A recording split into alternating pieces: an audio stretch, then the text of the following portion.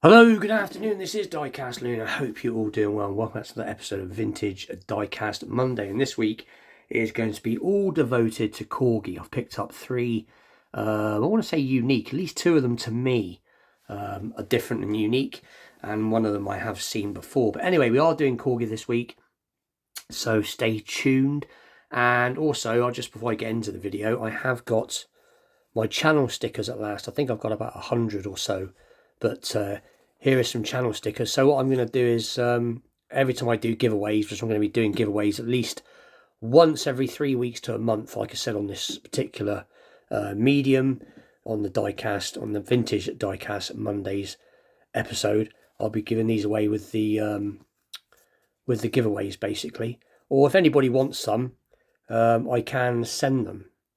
But they've turned out pretty cool. They are on vinyl, so they are waterproof. They're not paper, as far as I'm aware of. Yeah, they are plastic. Anyway, that is my stickers. So my stickers are here now, or my channel stickers, and my t-shirts should arrive, the big bulk of them, hopefully in about another week's time. But anyway, let's get on with the video. So the first piece is actually a 1 in 43rd scale, even though it doesn't look like 1 in 43rd scale to me, and it is I've got to get the name of this right. It is the Corgi Cooper Maserati racing car.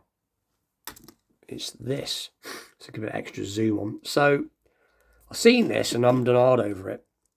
It was in the diecast shop that I used to go to all the time. I started going there a little bit again, and I sort of picked it up and put it down. I did pay £8 for it, which I didn't think was too bad a price, to be perfectly honest. But I did and ah over it.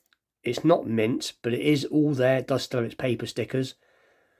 And it has this unique, as you turn this guy, so does the steering turn, which I just thought was rather cool. It's nice and weighty. It's built really well. I don't know how well it would roll, so I'm just going to try and see if it'll roll a second. Just bear with me. So it doesn't roll massively well, to be honest, but nonetheless, it is weighty. It is nicely made.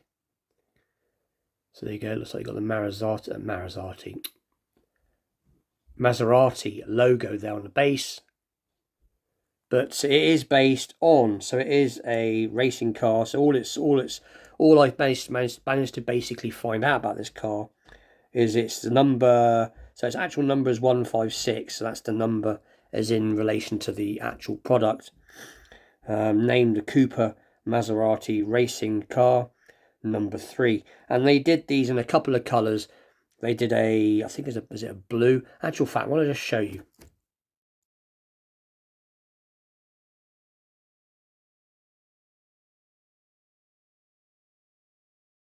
So there you go. That is both cars, and obviously both in mint condition with their boxes. And as I said, there was 2 different sorts.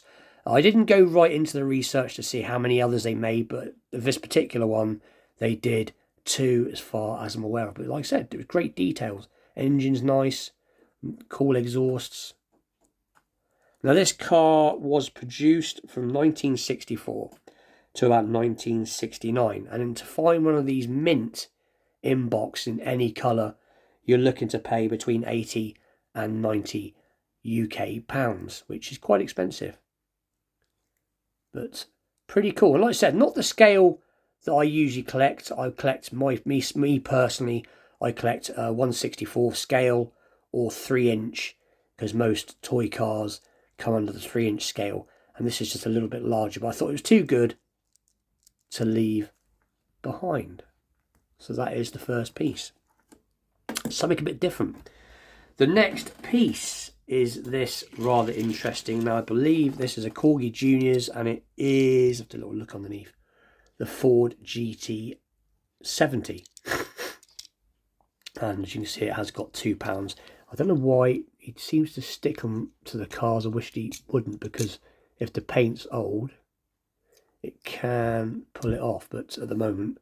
But anyway, not expensive, pretty good condition, as I like to call it, survivor condition.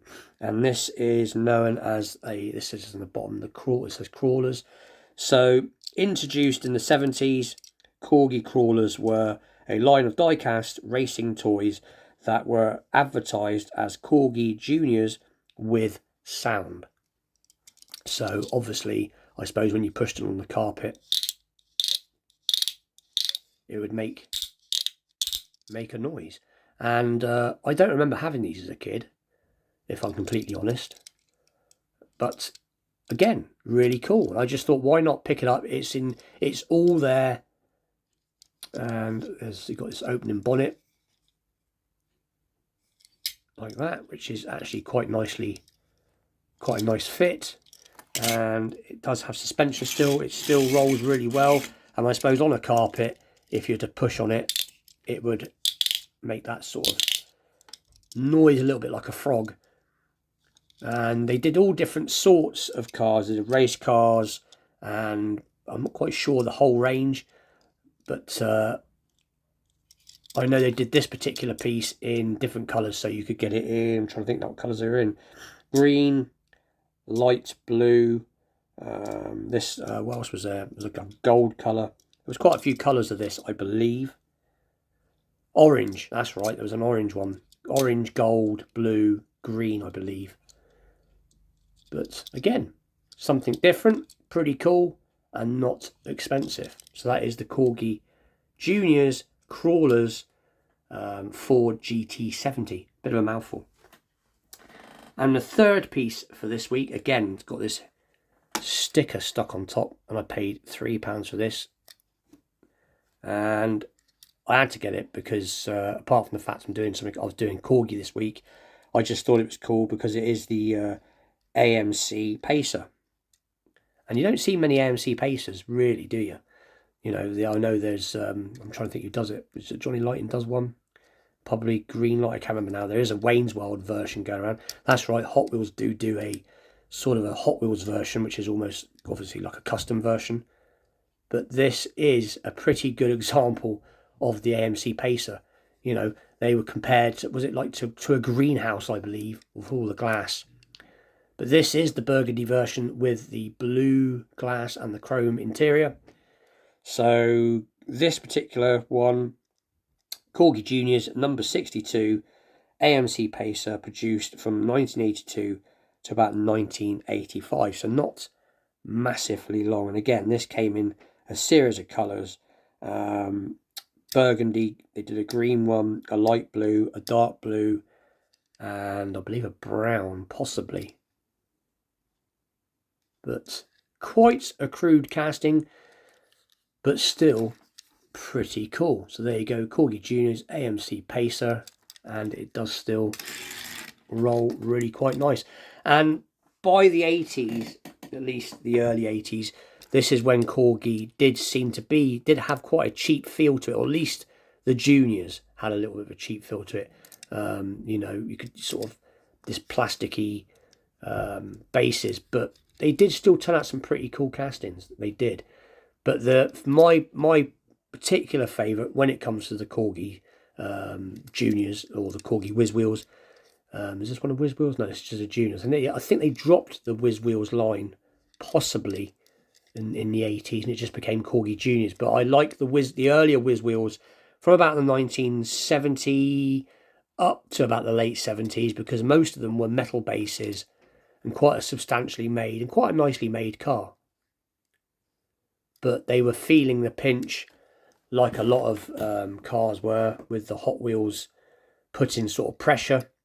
They all had their own versions. So obviously Hot Wheels was Hot Wheels, Corgi was Whiz Wheels, and then you had Matchbox, which was super fast, and all that good stuff.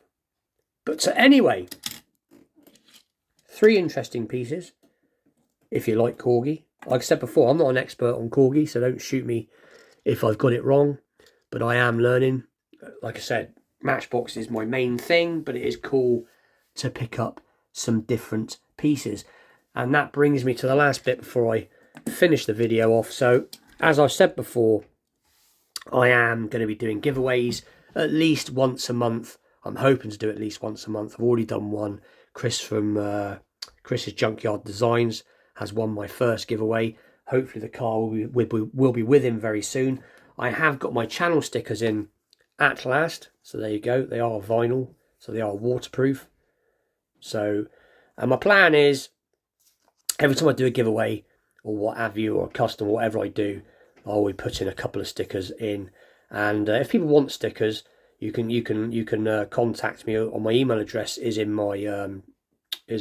my page, should I say, on my diecast loony page, and just let me know.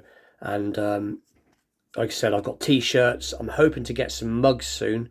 And basically what I'm trying to do is I'm trying to get a little shop together to try and help support the channel a little bit, just so I can, you know, keep things going.